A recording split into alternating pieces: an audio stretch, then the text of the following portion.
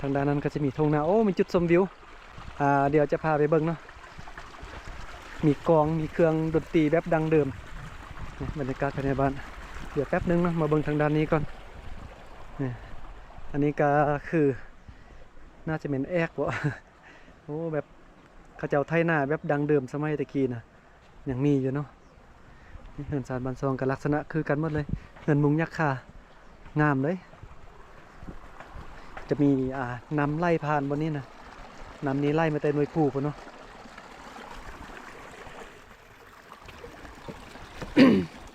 อยู่นี่น่าจะเป็นเดินบานเนาะข้าเจ้าก็จะมีการจัดงานแสดงเนาะเวลามีนักท่องเที่ยวหรือว่ามีแขกมาลินโอ้เสียดายบ่ได้มาสวงบุญเต็กนึมมันนะมันนี้จะเป็นเดินนะตะกี้มาบ่ได้เป็นแบบนี้เนาะแต่ว่าเดี๋ยวนี้มาเขาจะปรับปรุงงามขึ้นกว่าเก่าแล้วว้าเถอะเบิ่งนะพ่อแม่พี่น้องอันนี้จะเป็นกองนี่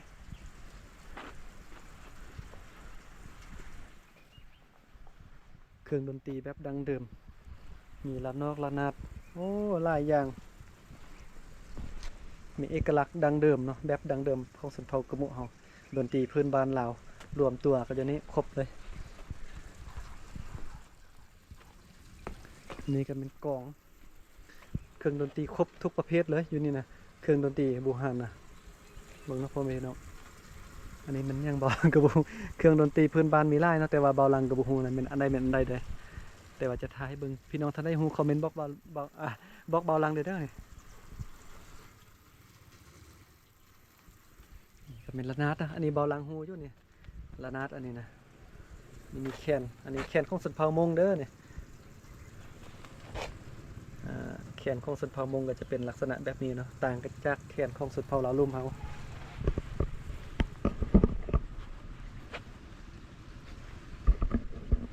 นี่ก็เป็นกอง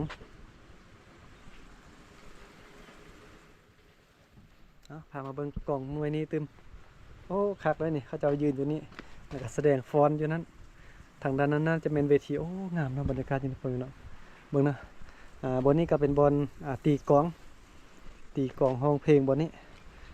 บอลเดินนั้นก็จะเป็นบอลฟอนเนาะเป็นบอลฟอนบนแสดงเต้นลำอันนี้ก็ว่ากันไปตามแต่ละสุดเผาเนาะบรรยากาศงามขนาดพ่อแม่พี่น้องบ่าวหลังเห็นนี่ยักอยู่นี่เลยบ่อยากกลับบ้านเลยตอนนี้นะเบิ่งเนาะทางด้านนั้นก็จะมีทุ่งนาบริเวณนี้โอ้ออกแบบงามขนาดคนที่ออกแบบหมู่บ้านแห่งนี้นะเบิ่งเนาะโอ้สุดยอดงามหลายเนาะเบาลังมานี่หายเมื่อยขี่รถมาทั้งเมื่อยทั้งหนาวเนาะกลัวจะมาฮอดนี่เป็น100ปลายกิโลพุ่นน่ะเบาลังขี่รถจักรบัดนี้นะแต่ว่ามาฮอดก็คุ้มค่าที่สุดเลยเบาลังคิดว่าจะมาตลอดหมู่บ้านแห่งนี้นะมาทางด้านนี้ตึมมาเบิ่งทางด้านนี้เนาะรีวิวให้ทัวร์ให้ถึงเลยทุกซอกทุกมุมเลยนะพ่อแม่พี่น้อง บัดนี้น่าจะบ่มีคนอยู่บ่นี่ประมาณนี้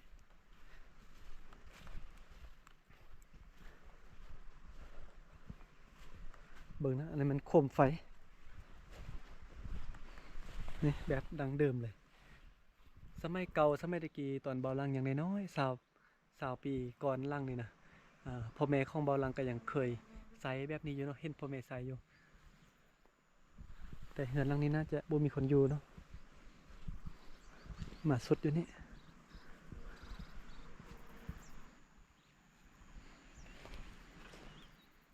โอ้งามไร่พ่อแม่พี่น้องคุ้มค่าเนาะที่เดินทางมาฮอดมาถึงเบาลังเชื่อว่าไผที่เดินทางมาฮอดสถานที่บนนี้คุ้มค่าทุกคนเนาะคุ้มค่าแน่นอนเพราะว่าได้มาสัมผัสบรรยากาศธรรมชาติคือกับความรู้สึกคือแต่ว่าตัวเองย้อนยุคไปในสมัยตะกี้อยู่ภายในนี่ก็มีไฟฟ้ามีน้ำใสสะดวกสบายบนนี้ก็เป็นไฮไลท์เนาะว้าทุกบนแสดง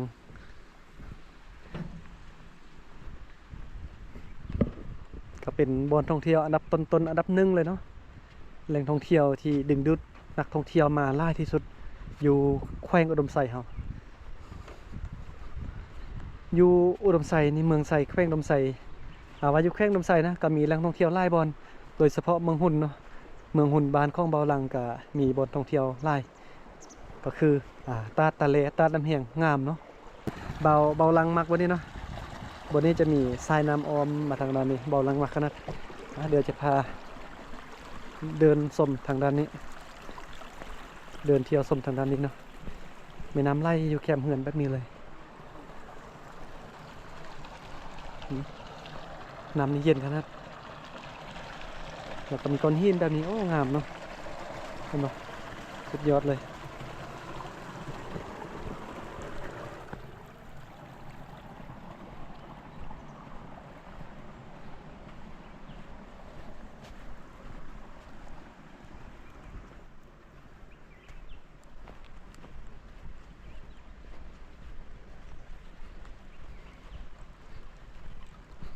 เหือนหลังนี้วิวงามกลัวาหมู่ เบิ่งเนาะมีทรายน้ำไหลผ่านหน้าเหือนแบบนี้บรรยากาศเป็นก้อนหินเนาะโอ้คักขนาดนี้เขาเจ้าตากอย่างเน้อนี่ตากไว้นี่ดังไฟฟิงตื่นสมาบรรยากาศตอนเช้านะตื่นสมาดังไฟฟิงอยู่นี่ยามหนาวนะแล้วก็มีฟืนไว้กองล้างเหือนอันนี้ก็เป็นศาลเนาะโอ้แห่งงามขนาดนี่ตื่นสมาล้างถ้วยล้างบวงขัวกินทางด้านนี้เนาะเป็นศาลนี่วันนี้ก็มีปลูกผักกาดตื่นโอ้คักหลายเนาะปลูกผักกาดผักหอมผักชีผักบัวผักเทียมอยู่ทางด้านนี้เนาะแล้วก็มีทุ่งนาบัดนี้นี่ทุ่งนาบนนี้ประมาณนี้เนาะอันนั้นก็เป็นจุดชมวิวไปนั่งเล่นโอ้เดี๋ยวจะขึ้นไปเบิง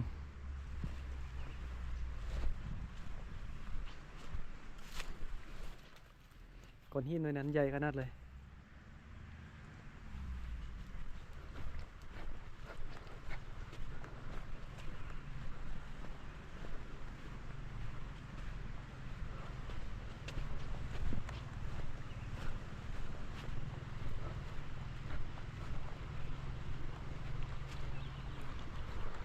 บนนั่งพักผ่อนเนาะเบาลังก็มากางเต็นท์นอนคืนนี้เบาลังคิดว่าจะมากางเต็นท์นอนเดี๋ยวนี้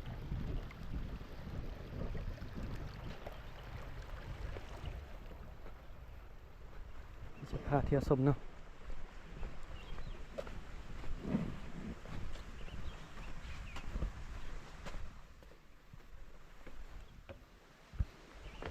ขึ้นมาปุ๊บบนนี้นี่ว้าโธ่เป็นห้านอาหารบ่นี่คล้ายคือห้านอาหารนะเนี่ยบนนี้ก็เป็นบนครัวกินมีบนล้างมือบนนี้นะมีน้ำก๊อกอยู่นี่นี่เป็นหม้อดินโอ้ตกแต่งงามเลยบนนี้นะนี่บนนี้นางสมวิวสุดยอดป้าดงามหลายเนาะมึงเนาะ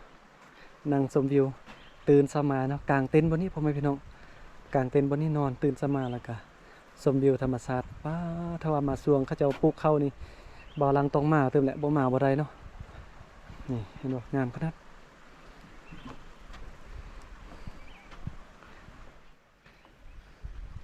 ก้อนหินในนี้ใหญ่ขนาดเลยกลางเต็นท์นอนที่จอมก้อนหินนั้นสุดยอด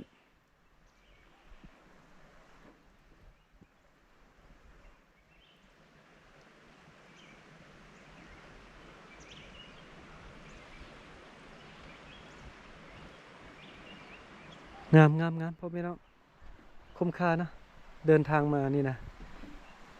ใครที่คิดจะมานี่บ่ต้องลังเลเลยว่าจะบ่คุ้มค่านะคุ้มค่าแน่นอนเนาะงามหลายพ่อแม่น้องทั้งหมดนี้ก็แมนภาพบรรยากาศเนาะอยู่ที่หมู่บ้านสนเผากระมุอยู่สถานที่ท่องเที่ยวตัดน้ำกัดยลปาเมืองหุนเว้นเมืองไซ เข้าทดเข้าไปว่าผิดอยู่เมืองไซแขวงอุดมไซเนาะอยู่ทางภาคเหนือของประเทศลาวเด้อนี่สถานที่ท่องเที่ยววิวงามเนาะเหมาะแก่การกางเต็นท์นอนชมวิวพักผ่อนชมวิวก็ประมาณนี้เนาะคลิปนี้ก็ขอบใจหลายๆที่ว่ามาเบิ่งมาชมเนาะเป็นคลิปรีวิวสถานที่บอนนี้เนาะเดี๋ยวต่อไปจะไปถ่ายคลิปดีไซน์กับรอท่าเบิ่งเด้อ